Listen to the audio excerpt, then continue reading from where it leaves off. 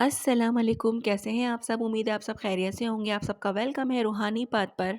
तो जनाब आज बात करेंगे हम कि यूनियन से पहले लास्ट गुड बाय, यानी कि ट्विन फ्लेम जर्नी का वो सबसे गहरा और इमोशनल फ़ेज़ होता है जहां इंसान सिर्फ अपने पार्टनर से नहीं बल्कि अपनी पुरानी ज़िंदगी, पुरानी सोच और पुरानी अटैचमेंट से भी अलविदा ले रहा होता है।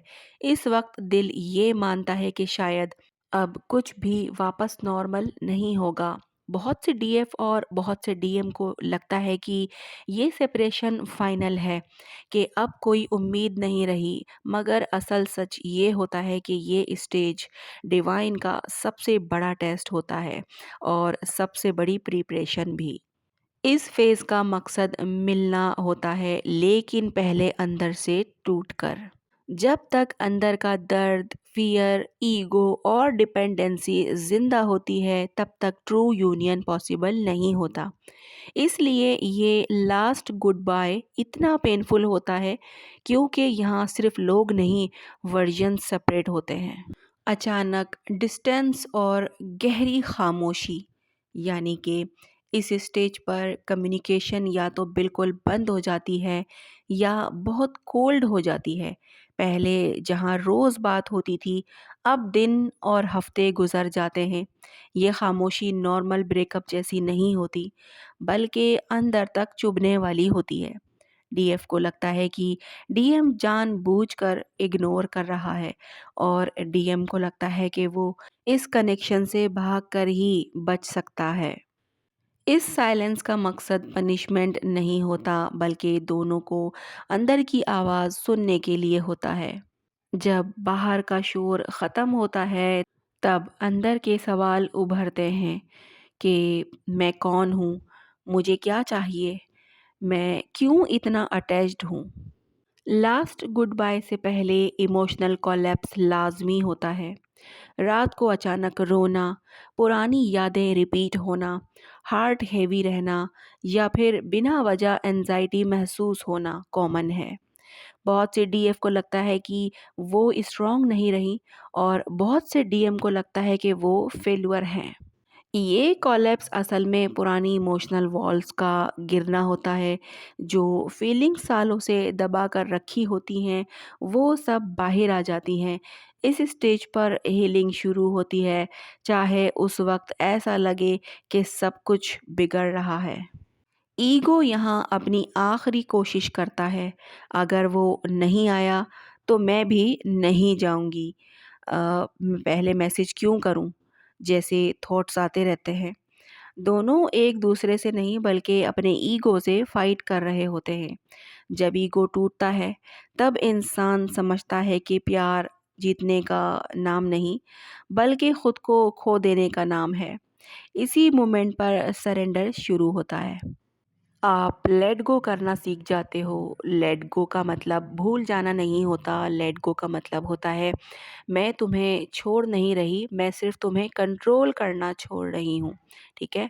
इस स्टेज पर डीएफ अक्सर थक जाती हैं चेस करते करते, और डीएम थक जाते हैं भागते भागते। जब दोनों थक जाते हैं, तभी लेट गो नेचुरली होता है। ये फोर्स नहीं होता, बल्कि थकन के बाद का सुकून होता है। पुरानी एक्सपेक्टेशंस का धीरे धीरे गिरना, यानी कि इस फेज़ में ये समझ आता है कि हम सामने वाले से बहुत कुछ एक्सपेक्ट कर रहे थे, जैसे कि instant commitment, clear words, assurance, priority. जब ये सब नहीं मिलता, तो दिल टूट जाता है। मगर इसी टूटने में ये सीख मिलती है कि ट्रू लव एक्सपेक्टेशन से आज़ाद होता है। जब एक्सपेक्टेशन ख़त्म होती हैं, तब कनेक्शन हल्का और प्योर हो जाता है। अकेलापन जो कमज़ोर नहीं बल्कि स्ट्रॉन्ग बनाता है, यानी कि इस स्टेज पर तन्हाई होती है, मगर इस तन्हाई में डिपेंडेंसी नहीं होती। इंसान अकेला रहना सीख जाता है, बिना किसी के सहारे के। ये अकेलापन डराता नहीं है, बल्कि ग्राउंडिंग होता है। यहाँ डीएफ और डीएम दोनों अपनी कंपनी एंजॉय करना सीखते हैं। ये साइन होता है कि वो अब रिलेशनशिप के लिए रेडी हो रहे हैं, ना कि सिर्फ अटैचमेंट के लिए। सेल्फ लव और सेल्फ रिस्पेक्ट का उभरना, यानी कि लास्ट गुड बाय के बाद एक स्ट्रॉन्ग रियलाइजेशन आती है कि मैं अपने आप को भूल चुका हूँ या फिर भूल चुकी हूँ। यहाँ से सेल्फ लव स्टार्ट होता है, बाउंड्रीज बनती हैं, स्टैंडर्ड्स क्लियर होते हैं और इंसान अपनी वैल्यू पे कॉम्प्रोमाइज़ करना छोड़ देता है।